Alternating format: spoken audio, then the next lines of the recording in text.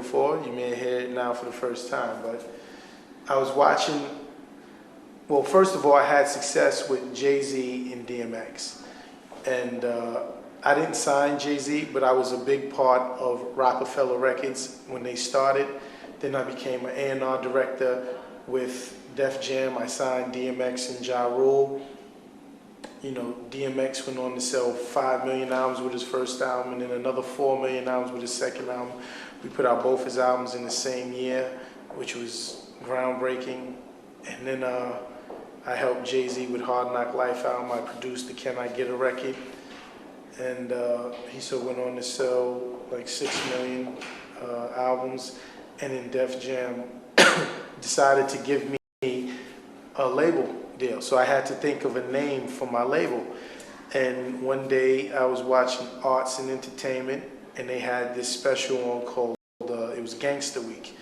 And with Gangsta Week, they was profiling different gangsters from Al Capone to Lucky Luciano to John Gotti. So one day on Gangsta Week while I was watching, they profiled Murder Incorporated. Murder Incorporated was a group of contract killers, I think started by Albert Anastasia. And it was a group of contract killers who put out hits for the mob. And when I seen it and was looking at it, Murder Inc. came across the screen and then got riddled with bullets. And they was like, they was the hitmen. And in the record business, we all thrive to put out hits. So I thought it was a good, like, play on words and a good thing, like Murder Inc. put out hits. I'm gonna name my company Murder Inc. and I'm gonna put out hits. So that's exactly how the name got conceived, Murder Inc. Records, because I thought it was a cool thing to borrow from what they was doing back there. They was contract hitmen, that I'm a contracted hitman, you know, and I put out hits, meaning records, hits, not killing anybody, you know. Little did I know I was gonna have to go into court because I made up this name or whatever. But I think I still would have named it because I really love the name. It sticks in people's heads, whether it's good or bad. That was another reason why I wanted to keep it, because, you know, the name kind of stuck in people's heads. After you heard it one time, you kind of remembered it, and I kind of liked that. And even if it jarred, why would you do that? And it's so violent or whatever, I didn't care at that point. I was just like, you're gonna remember it, and that's the only thing that matters to me. So that's how Murder Inc. was conceived, and I founded it all on my own in like 1999. With songs, I always look for something, the sing-along factor.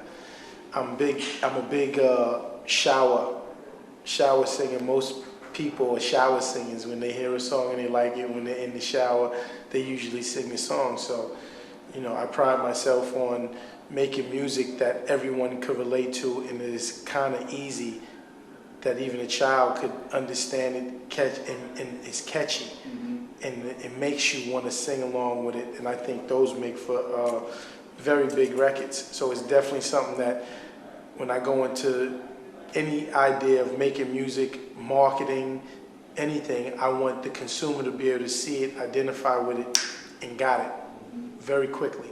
You know, most of the times it also goes into music, a music business philosophy when you're making a record.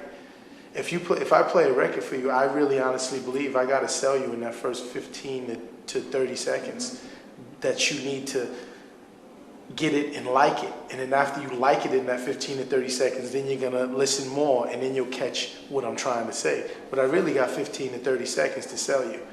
When it comes on, it better be hot. And if it ain't hot, I'm gonna lose you. You know, so it's definitely part of what I do, and what a concept and a philosophy of my thinking. Well, here at Murder Inc., Irv Gotti, I do everything from the rooter to the tutor. I clean up, and I'm the chairman and CEO. I'm the janitor to the president and CEO and founder. But I do actually do everything. I go in the studio, I make the record, I work with the artists, I produce the record, After I produce the record and I have the hit record, I work the record at radio. I will go up to radio. I will fly to radio stations and I will talk to program directors, DJs, music directors, air personalities all across the planet Earth. Not even just here in the States. I've done that in London. I've done that in Japan. I've done that in Germany and France, you know. And after the record gets played, when it's time to make the video, I direct the video. I shoot the video and direct the video. When it's time to do the album packaging, I get with a photographer and tell them the vision that I want. I help coordinate the styling of the artist. If I see something and say, yo, you should wear this, or you should rock this, you should look like this, or we should do this, or present it like this, I do that. I then, after the video is shot, I work it at BET and MTV. I call the program directors over there to get the video played, to see how they like it, you know, give them my vision on what I want. After the video's played, if they're on award shows, I coordinate the performance for the award shows and everything like that. When the record is time to get sold, I go to Walmart and meet with the gangsters over there at Walmart that make you fly to like Arkansas or Fayetteville or some little small town that you have to catch a small plane to get to. And I go sit with them to sell my record. I sit with Circuit City, I sit with Sam Goody, I sit with all of the chain stores that sell our music. I go on the internet and I deal with iTunes and I deal with AOL and I deal with Google and I deal with Yahoo to try and help them and see how they can sell my records. Yeah, it's like a 1, 2, 3, 4 punch. And what I mean by that is, yes, I do everything, but I also hire a company. In my company, I hire a marketing guy. I hire a radio guy. I hire a street mix show guy. I hire an A&R guy. I hire someone who does new media and works with the internet.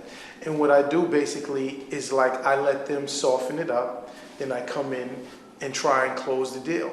But then I also am a joint venture partner, and I have a partner with Universal now who has to work my records. Mm-hmm. So let's say radio, for instance.